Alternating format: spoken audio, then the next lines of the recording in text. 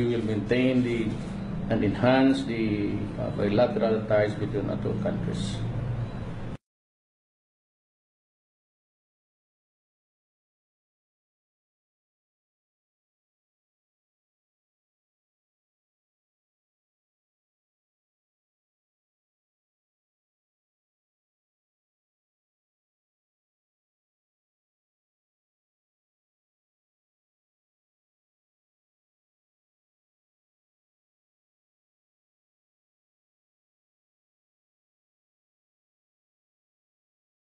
The President-elect Trump wishes to extend his warmest regards to the Filipino people. And in just a few minutes, we were talking a lot of things. He was quite sensitive also to our worry about drugs. And he wishes me well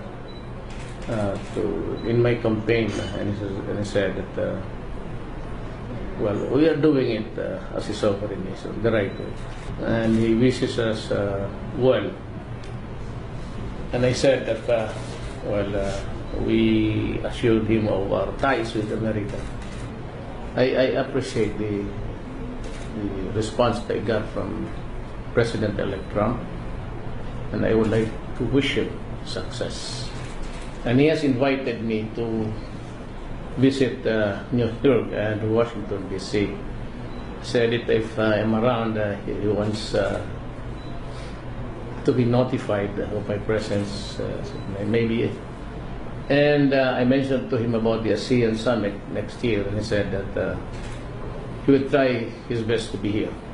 He wants to attend the summit, and that would be great for our country. I could sense a good rapport. An animated President-elect Trump, and he was wishing me success in my campaign against the drug problem. He understood the way we were handling it, and he said that there's nothing wrong in protecting your country. It was a bit very encouraging in the sense that I suppose that what he really wanted to say was that we would be the last to interfere in the affairs of your own country. Si Inday, isa lang yung babae na anak ko. Ngayon, dalawa na. Bininay mag-abot ng 3, wala nang kabuga. So, I requested the Hawi Patrol, si Colonel Timbayan. Sabi ko, Adre, yung mag-organize ka ng motorcycle class training dito. And so, pati yung anak ko. So, I'm quite confident na, tandaan ninyo ito, ha. Yung mga misis, alagaan nyo mabuti pag tingnan niyo balang araw. Maraming hubag yan. Ang motor, maganda. It's a highly mobile thing. Maganda i-maneuver provided you have the proper training. It's all a question of visual, pati puwit lang yan eh. So hanggang puwit lang talaga yan. No other, wala nang manubila. It's yung pitik mo sa behind mo. Yun lang, pero pag na-simplang ka, ang kalaban mo, bakal at simento. Tandaan ninyo. Marami na ako yan. The last one was that's why do you know why I always, the gesture, my habit is always it's to push a nerve here. Minamasahe ko yan kapag na-migraine ako. Ang last simplang ko, ito pati yung tuhod. Sigag yun. And ang spine ko medyo hindi na ako makapag-opera kasi ayaw ng sawa ko kasi matanda na raw ako. And nurse yan noon sa Amerika. Marami na siyang nakitang injuries. Mabuti ang sabihin ko na sa inyo para itong operation that has gone wrong, tapos tuloy-tuloy na vegetable. The previous year, I don't know when was that, I was still a mayor, yung sinabi ko na masyadong mataas yan. Ito kasi sila yung mga dating, ito si Tony, yung mga tag-15, sabi ko putay na, sino mo habulin mo dyan, talagang mababaldo. Kasi tinan mo, isang pulis, sabi ko, ilang taon ka na? Tama talaga. Yung pag-ambak, nakaupo. Hindi man tumindig. Hindi nga, baldado talaga. So nagalit ako sa kanila. Sabi ko, sobra yan. You cannot expect a police to ride over a building. So kung ganyan hingin mo, bakit ganong kataas na, taasan mo na ng husto para mamatay. Kung balda-baldahin mo na lang, lalo na spy, better go. Yan ang isang sugal dyan Meron ako ako bago ngayon, may nagbigay sa akin. It's a Harley Davidson Perum 750. Yung bagong sporter, ganda. Kaya lang as this want to be the nature of a Harley, mainit. Wala talaga. Pagka-uli mo sa bahay, gusto mo tanong asawa mo, gusto mo hard-boiled eggs? Meron, pero hindi para pag... Mainit talaga ang Harley. I don't know why, na-correct na nila yung matigas na clutch. It's softer this time. So, magpasalamat. Harley is a Harley. But it does not have the sound yung tug-tug-tug, tug-tug-tug. Parang, silent. Maybe because of the noise police on limit sa Amerika. Nawalan ako ng gana kasi paglabas ko dyan sa security, sunod-sunod, kapoy na. Huwag na lang. Security, hindi na talaga maki-eskapo. So I have lost my privacy. Unang araw ko pa lang, pagkapanalo ko, sinundo na nila ako. Puta, karaming sakyan. Puro Tapos doon sa likod, tingin ako sa salamin. May mataas na parang gumagano. Sabi ko, pambihira to. Others ka level. Sabi ko kay itong mga security. PSG. Ano yan doon sa likod? Kaya sir, ambulansya. Kung po. Dagdagan mo na lang kaya ng punerarya para diretso-diretso na sa... Siguro. Upalisin mo yan. Sunod-sunod mo. Pagka gano'n, madisgrasya talaga tayo. Sino mga patay sa atin? Uwi kayo. Basta ambulansya. Aabot ka pa kaya kung ambusin ka. Kaya amo na. Panahon ang buhay. But anyway, I'd like to stress the safety rules.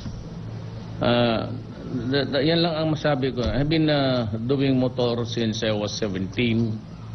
Far and in between the years of marami rin akong almost mga 16, 17. Yung over the course when I was 17 years old na enduro noon na Honda.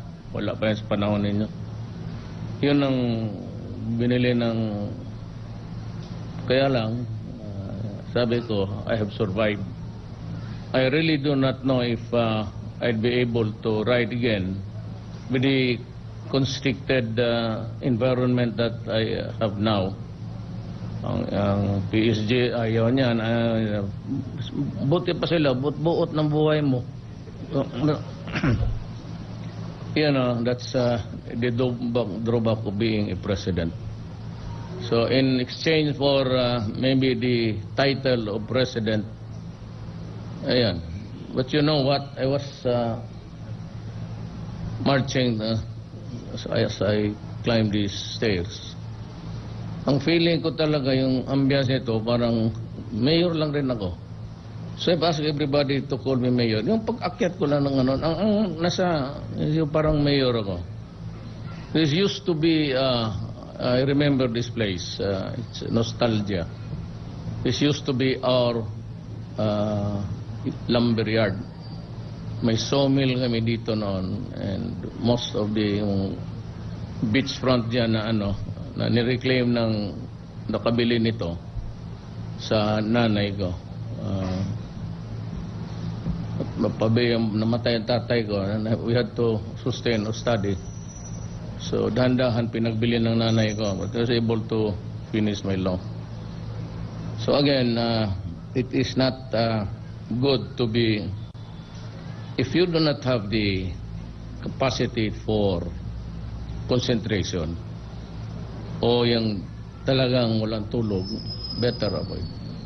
Lalo na even on any Sunday riders. The latest one yung si Garcia, yung Tisoy, KTM ang motor. So 1,000 yan.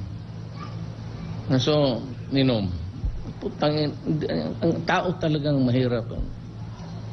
Yung gabi, kasi alas 3 na, galing sa NHA, kabarkada niya. So, malinis ang daan. Hirit siya, tamang-tama yung palabas na yung dyan banda sa bangkal ang truck. Pre magbiyahe, umatras bigla. Okay. Pilit. Yan ang sabi ko, the imponderables of life. Tiniyak ni Pangulong Rodrigo Duterte ang pagpapabuti ng relasyon ng Pilipinas at Amerika. Sinabi ito ng Pangulo matapos ang kanyang congratulatory call kay U.S. President-elect Donald Trump kagabi. Nagpaabot din anya ng pagbati si Trump para sa mga Pilipino. Ayon sa Pangulo, tiwala siya na magiging isang mabuting Pangulo ng Amerika si Trump. Kaugnay nito, napag-usapan din ng dalawang lider ang imbitasyon ni Trump na bumisita si Pangulong Duterte sa New York at Washington, D.C. sakaling nasa Estados Unidos siya. Bilang tugon ay inimbitahan naman ng Pangulo si Trump na dumalo sa 2017 ASEAN Summit kung saan host country ang Pilipinas. Samantala, sinabi rin ng Pangulo na hangad ni Trump ang tagumpay ng administrasyon sa kampanya nito laban sa illegal na droga. Nauunawaan niya ni Trump ang paraan ng pagpapatupad ng kampanya at tiwala ang Pangulo na hindi manghihimasok ang bagong Pangulo ng Amerika sa panloob na usapin ng Pilipinas. The President-elect Trump wishes to extend his warmest regards to the Filipino people. And in just a few minutes, we were talking a lot of things. He was quite sensitive also to our worry about drugs. And he wishes me well in my campaign. And he said that well, we are doing it as a sovereignty, the right way. And he wishes us well. And I said that, we assured him of our ties with America. I appreciate the response that I got from President-elect Trump. And I would like to wish him success. And he has invited me to visit New York and Washington, D.C. Said that if I'm around, he wants to be notified of my presence, maybe. And I mentioned to him about the ASEAN Summit next year, and he said that he would try his best to be here. He wants to attend the summit, and that would be great for our country. I could sense a good rapport. An animated President-elect Trump. And I said, he was wishing me success in my campaign against the drug problem. He understood the way we were handling it, and he said that there's nothing wrong in protecting his country. It was a bit very encouraging in the sense that I suppose that what he really wanted to say was that we would be the last to interfere in the affairs of your own country. Maintain and enhance the bilateral ties between our two countries.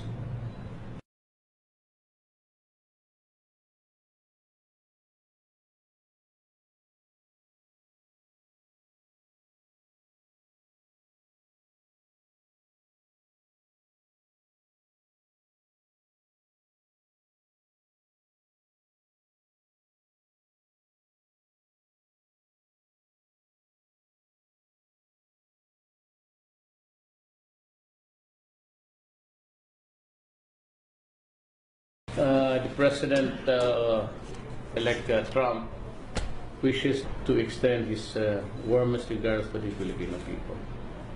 And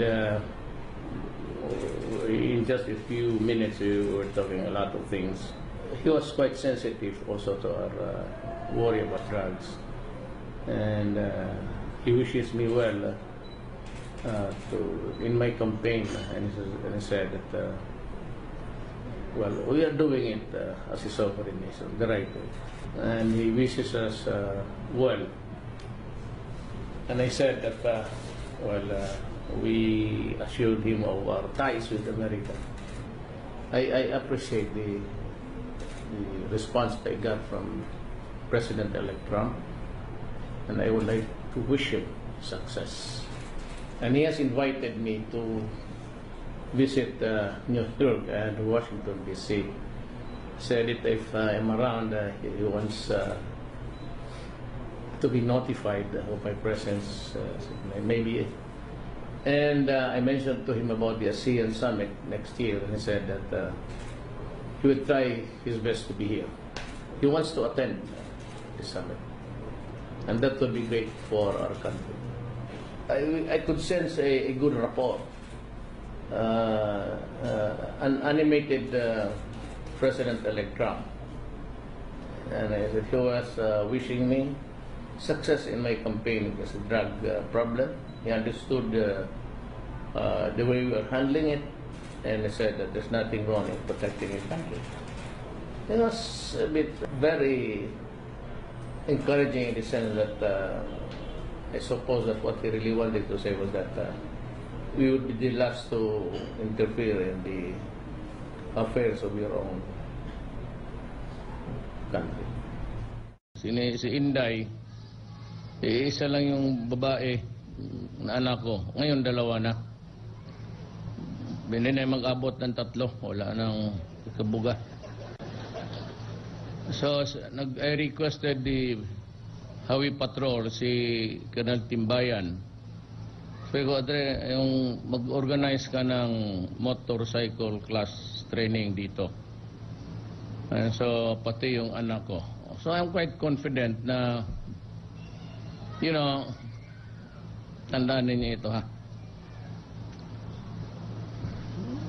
Yung mga misis, alagaan nyo mabuti pag tingnan niyo balang araw. Maraming hubag yan. Ang motor, maganda. It's a highly mobile thing.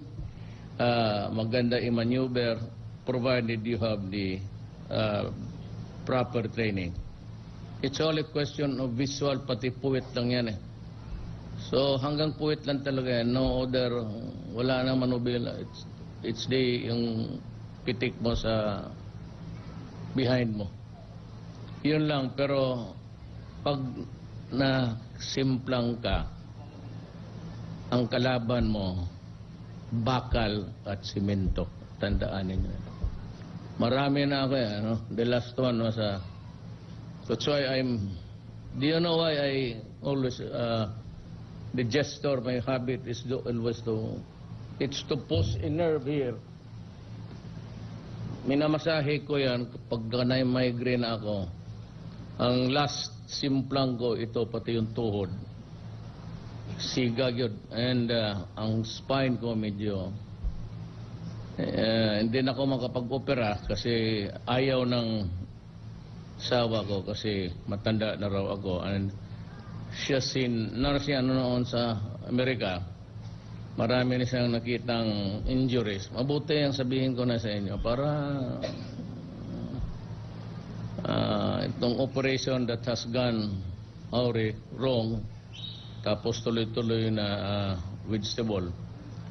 The previous year, I don't know when was that, I was still a mayor, yung sinabi ko na masyadong mataas yan.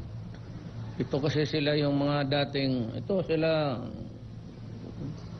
si Tony, yung mga tag-15, sabi ko puta na, sino mo habulin mo dyan? Talagang mababaldo.